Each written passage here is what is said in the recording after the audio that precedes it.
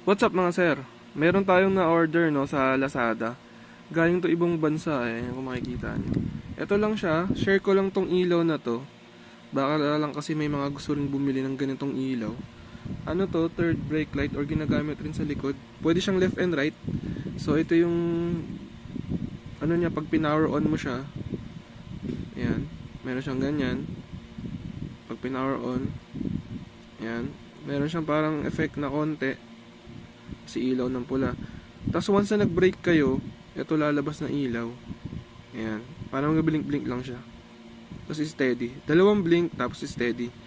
Dalawang blink, tapos steady. Pag nag-brake kayo. Pag nag-signal light naman kayo mga sir, ayan. Kaliwa. So, pwede siyang dalawa, lagay nyo left and right. Pero ako mga sir, ikakabit natin sa motor lang natin sa likod.